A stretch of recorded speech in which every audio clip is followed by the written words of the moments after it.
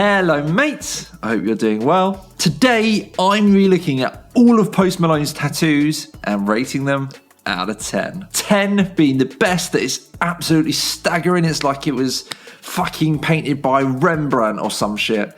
And 1 being the worst, that it looks like it was done by a fucking satanic leaf-tailed gecko. Look it up kids, it's a real animal. I'm gonna add the usual disclaimer that I say in all of these videos.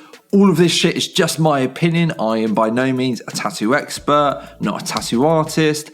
My opinion means fuck all in the grand scheme of things. If you like something, that's okay. And if I dislike something, that's probably because I'm a bastard. And that's okay too. So if you disagree with me, you are perfectly entitled to do so because nothing means nothing. We're all slowly dying. Let's just enjoy the ride, yeah? In case you can't tell from my wit and my potato-like personality, I am in fact British, and therefore I have a very British sense of humour and love to take the piss, but I don't mean any offence by it. Probably. So Post is someone who I am a massive fan of and someone who I'd fucking love to be mates with. I did actually cover some of his tattoos in my Racing Musicians Tattoos video, which you may also enjoy if you enjoy listening to me talk bollocks about tattoos. So Post Malone has quite a few tattoos, as you may have noticed. Today we won't be able to get through all of them. So today we're just going to focus on some of the most well-known and most prominent ones. Enough bollocks. Let's chat shit about tattoos. So first up, we are of course going to be talking about Post Malone's face tattoos. I mean, where else were we going to start? His left testicle tattoo? Don't think so. As far as I can tell, Post Malone doesn't have his left testicle tattooed, but who fucking knows with Post do? Enough testicles, his face. These face tattoos are not particularly good. Let's go through them. So he has this thin line barbed wire kind of crown going across his forehead. This really isn't great. The line work is pretty sketchy and the ink is falling out. 3 out of 10. Then underneath that we have these 2 Ace of Spades cards. Again, these unfortunately really aren't very good. This is some truly dodgy line work that's shaky and falling out. 2 out of 10. Then we have some swirly script underneath that, which reads, "Stay away." I'm with you there, Poster. Again, who the fuck is he going to for this shit? I mean, the line work is pretty poor and it's falling out. 2 out of 10. We then have the Always Tired script underneath his eyes. Again, shaky and falling out. 2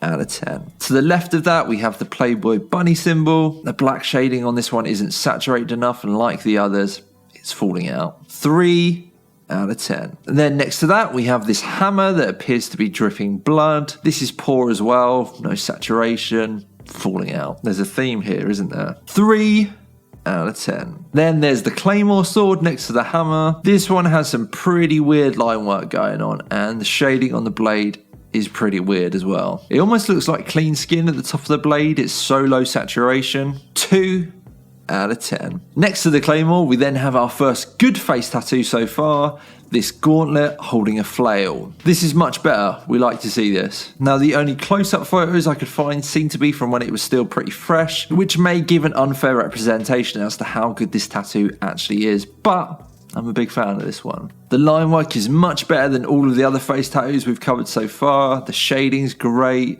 I love how dark and saturated this is. The highlight looks great too. 8 out of 10. If we then move over to the other side of his face, he has this little buzzsaw dripping blood. I feel like this is better than a lot of his other face tattoos. Not anywhere the level of the gauntlet tattoo, but not as bad as some of the script tattoos. The line work isn't great at all on this one, but at least the lines have stayed okay. The shading isn't the best either, let's be honest, but it is so tiny for this subject matter, so it was never going to be all that great. 5 out of 10. Then next to the buzzsaw, we have this tattoo that the internet tells me represents Japanese finger waves, which, call me an uncultured swine, I don't particularly know what that means. This looks pretty good, to be fair. It's mostly stayed, which I feel is the bare minimum for a good tattoo on Post Malone's face. It frames this part of his face really nicely. The line work and the shading looks alright. 6 out of 10. That's all the face tattoos that I'm going to cover. Let's move on to his head tattoos now. If we start with the left side of his head, the first thing you may notice is this demonic looking lady with a forked tongue,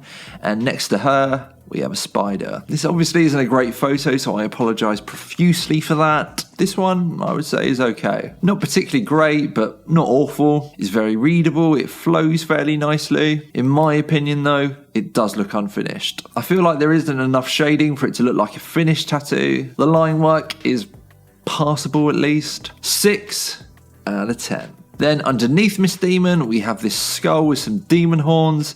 Again, sorry for the poor quality photo. This one looks pretty good to me. Solid lines, solid shading.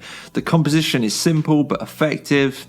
I'm into it. The shading on the horns is definitely my favourite part of this tattoo. 8 out of 10. Then if we move around to the other side of his head, we have this skull on his skull. There was like no fucking photos I could find where this shit wasn't covered by hair, so apologies that you can't see the whole tattoo in this photo. Is this dude a pirate?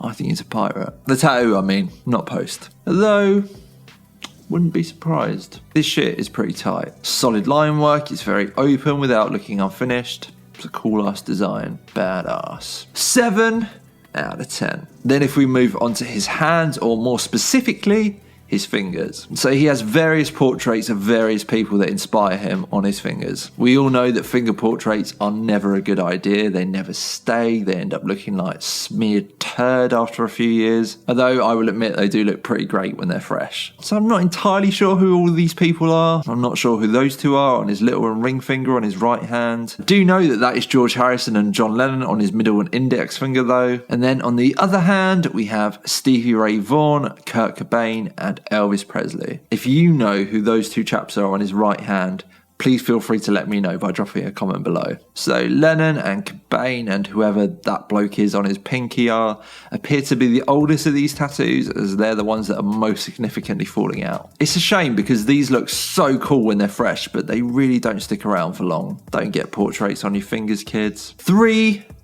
out of 10. Again, apologies for these terrible photos. I do realise that I'm skipping over some of his pieces, but it was so difficult to try and find even vaguely decent quality photos of any of his tattoos. Next up, we're going to jump up to his neck tattoo. So this is a black and grey cow skull, although, has anyone ever seen a monkey's butt? I'm just saying, there are some similarities there. What do we all think? So I think we've established that the composition of this tattoo isn't great because, you know, the monkey butt thing. The line work and the shading also isn't great. It also doesn't flow particularly well with the part of his body that it's on. I think it's a really cool idea and concept for a neck tattoo, but this execution is not the one. 2 out of 10. Sorry, Posty, you're a rock star in my heart. I'm going to leave it there for today, as I'm sure we all know Post Malone has about 1 million tattoos, so look for a part 2 in the coming months. Now, we all love Post Malone. He's one of the best artists to come out in the last 10 years, but I'm sure we can all admit